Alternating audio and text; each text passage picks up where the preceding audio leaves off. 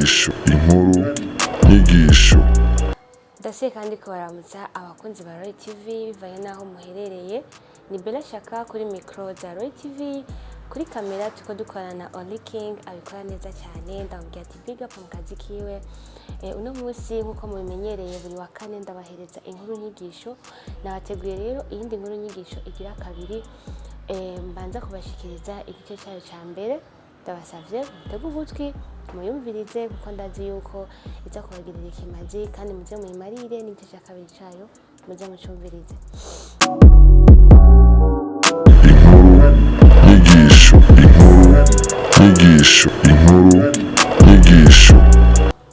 Inkuru yacu y'inyigisho y'uno munsi tuza kuyaga ku mugabo witwa Claveri n'umugore we witwa Nirera. Baba mu Cankuzo bari babayeho mu buzima bugoye, ubuzima butoroshe, ubuzima bw'ubukene, aho inyuma y'imyaka 2 bibaruka ikibondo cyabo aribo bisede baba mwana w'umuhungu. Babandanyije kuba mu buzima bugoye, baba mu buzima butoroshe, aho Claveri iminsi yose mu gatondo yavyuka agenda guca ingero, yavyuka agenda kurondera umuryango ico rirenza. Gira muravyumva kuba umupapa ntivyoroshe. Umupapa avyuka agenda kurondera bimwe bitwa guca ingero, akora amasaha bakamuha 200 igihumbi, ntivyari vyoroshe muri make. Umugore we rero Nirera yabaye muri ubwo buzima ariko ntigeze abwishimira. Yamanye ibyumviro mu mutima, yamanye inama zidashoboka mu mutima, yiyumvira gusa ukuntu ashobora kuva muri ubwo buzima akabaho mu buzima bwiza yorohewe nk'abandi bose. Umunsi umwe Claveri ari umugabo wa Nirera aragenda kurondera ubuzima nk'uko bisanzwe, uko yaja kurondera ibiraka akora kugira ngo atunge umuryango wiwe. Niho ku masaha yo ku mugoroba umugore we Nirera yafata akayira agenda mu gasumiro mu kaguriro. Acahura n'umugenzi wiwe biganye mu wa gatatu ariwe yitwa Adeline. Uyo mugenzi wiwe bahuye, Nirera yaratangaye cyane kuko yamuheruka bakiri mu wa gatatu mu mashuri y'intango ari bitwa primaire. Rero hari haheze imyaka ishika ku 8 batasuye kandi kubonana, kuko sibinyuma gato Adeline wewe yari yaragiye mu gisagara cya Bujumbura kurondera ubuzima, yakora akazi k'ikiboyi i Bujumbura. Rero muri uyo mwanya yari yaduze iwabo mu Cankuzo kuramutsa abavyeyi biwe. Niho rero kucahurira na Nirera mu kaguriro barahoberana, inkumbu zari nyinshi.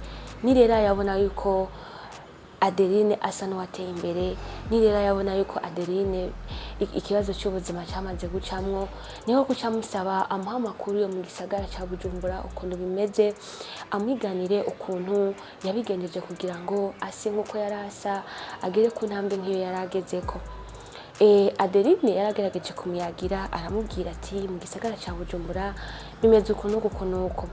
Niho rero Nirera kucasaba Adeline ko yomufasha nawe kugira ngo ashike mu gisagara cya Bujumbura amanuke nk'abandi aje gukora akazi k'ikiboyi nk'uko Adeline yabikora, kugira ngo nawe bikunde atere imbere nkawe cyangwa se ase neza nk'uko Adeline nawe yarasa neza. Niho rero Adeline yamwemerera ati nta kibazo.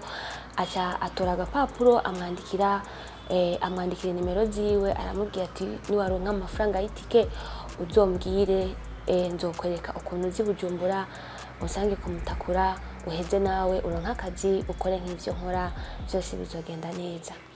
Nirera yaravyemeye aratora izo nimero bivanye nuko muri ico gihe nta matelefone akoresha imbuga ngurukana bumenyi zari zihari. No kuvuga bakoresha bwa telefone buto cyangwa se bwa bundi bitwa Motorola, nibwo bwari bugezeho muri ico gihe, niyo matelefone yakoreshwa. Nirera yaratashe muhira yumva yujujwe buke kubera yagize icyizere yuko umwanya n'umwanya ashobora nawe kumanuka mu gisagara cya Bujumbura akaja kurondera ubuzima nk'uko Adeline nawe yari yamaze gutera intambwe. Nirera yabona yuko ishimishije.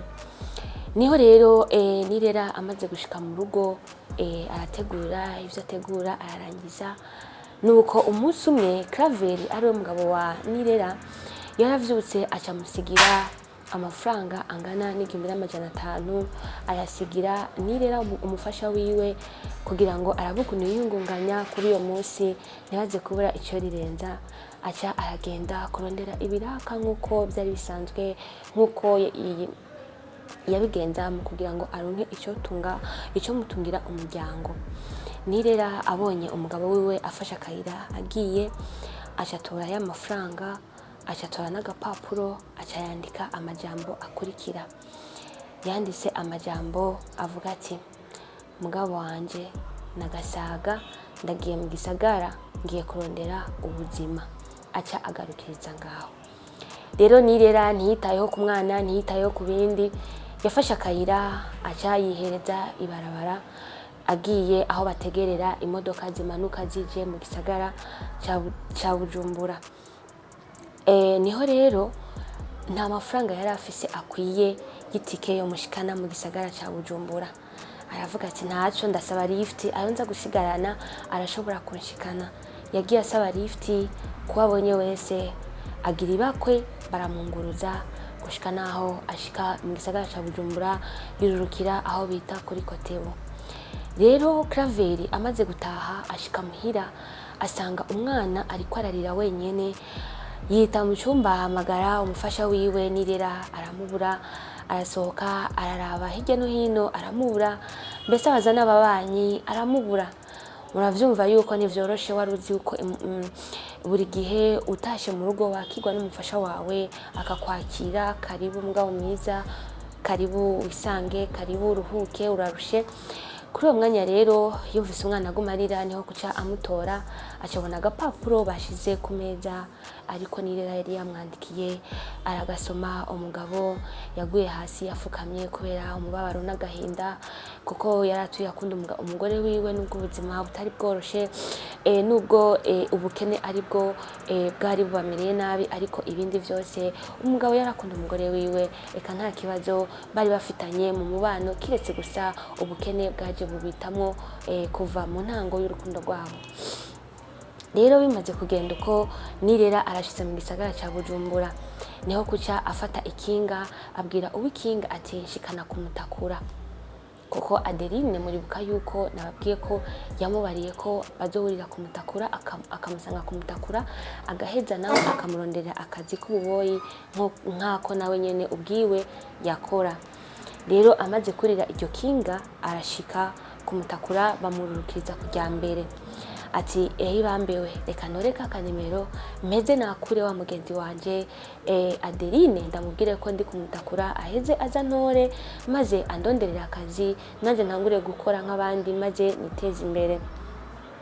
Yaratuye ka gapapuro, atora n'akakuzo kiwe, ashiramo za nimero za Adeline, niho kuca muhamagara. Icabaye ntimukizi, inimero yarasonye irihereza. Arasubira agerageza ubugira kabiri, irasona irihereza, ntiyaronse uwumwitaba. Ni ukuvuga muri ico gihe telefone ya Adeline yari yaribwe, ni ukuvuga ntiyari mu minwe ya Adeline, kandi nimero yoyo yarakora, ariko ntawe ashoboye kumwitaba. Muri ako kanya yaragize ubwoba bwinshi, ntiyari afise uwo aririra, ntiyari afise ahandi ashikira. We yari yiteze ko ashize kumutakura gusa aza kumurondera Adeline, agaheza akamuronka, maze akamwereka imitwe yose ishoboka yotuma nawe yiteza imbere cyangwa se aronka akazi mu gisagara ca Bujumbura. Umwana w'umugore, sinavuga umwana w'umugore, ahubwo ati Nirera umumama w'umwana umwe. Muri uyo mwanya yarumvise ubwoba, yumva arihebuye, yumva arashishimukirwa bivanye n'ukuntu yumvise bimuyobeye. Yumva aracanganikiwe mu mutwe, arabura icyo afata n'icyo areka. Ariyumvira ati ese ndahava ndabigenza gute ko Adeline ndamubuze. Bwaragorovye bakunzi, burira akiri aho nyene.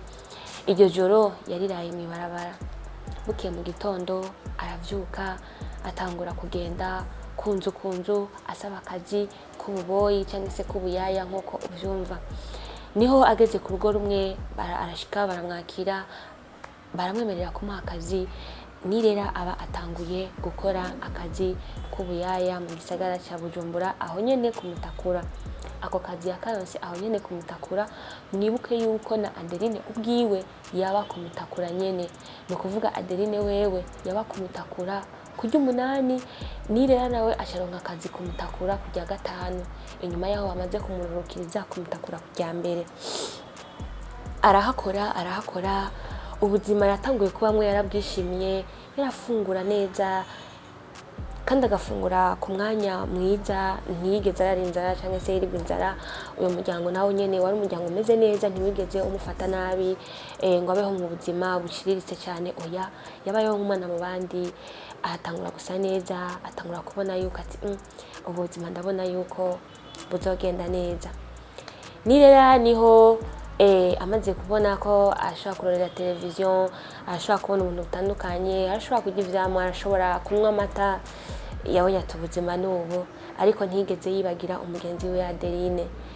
Yagumye umwanya n'umwanya avyibuse atora ka telefone kiwe, asubira kandi amurondera, amwakura, yumve yuko ya nimero burya iri bumwitabe, ariko harageze aho ayirondera ntinacemwo, akumva yirazimije, yayirondera nticemwo.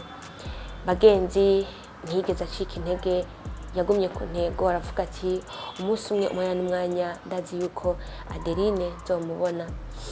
Umunsi umwe rero Nirera afata akayira agenda, ariko atembera kumutakura, uwo bahuye bose wese akamubaza ati umwigeme yitwa Adeline nimwondangira aho aba.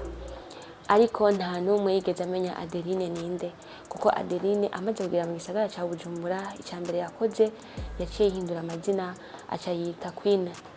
Rero muri uyo mwanya umuntu wese yabaza ntiyari kumenya Adeline uwo ari we, kuko n'uwarazwi nka Adeline bari bamuzi nka Queen. Niho rero Adeline uyo munsi aragenda kurondera, arabura, arataha muhira, abandanya akazi ka misi yose, abandanya akazi kiwe k'ubuyaya. Ubundi munsi aravuga ati reka subireho kandi ngerageze, byoshoboka yuko twohura nkamubona, byoshoboka yuko twohura nkagira ibako ryo gusa kandi kubona Adeline tukayaga nk'umugenzi, tukabandanya ubugenzi bwacu.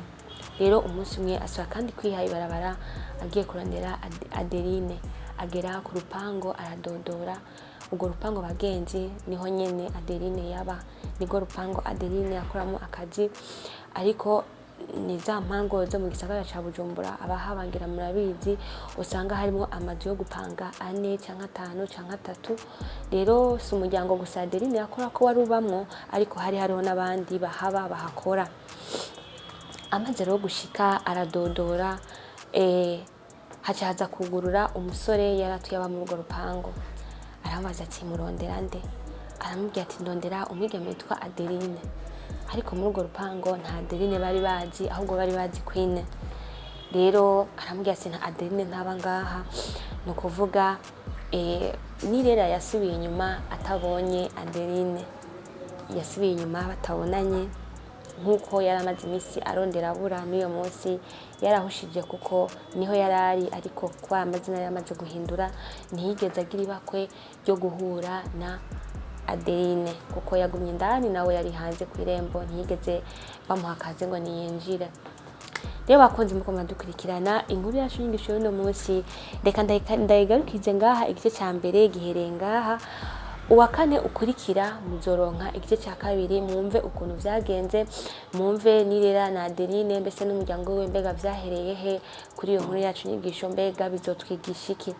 Muravyumva rero aho igice gihereye, bivanye nuko Adeline yahinduye amazina, ntivyoroshe, ntivyamworoheye Nirera kumutora, ntivyamworoheye kubaza n'umuntu ngo amufashe no kumuranga no kumumurangira.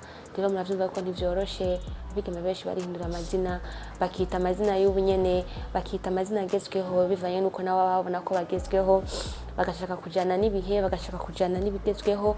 Rero muravyumva yuko ntivyamworoheye Nirera yaranamuhushije asubira inyuma atamubonye kandi ariho yarari.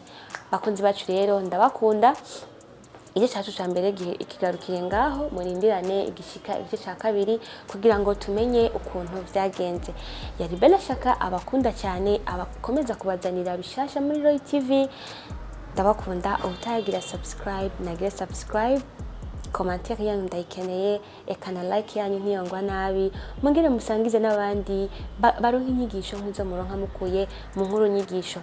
Kuri kamera kandi ni Oli King abikora neza cyane, agira umugisha mu kazi kiwe, naho utaha. Ciao ciao. Inkuru nyigisho, inkuru nyigisho, inkuru nyigisho.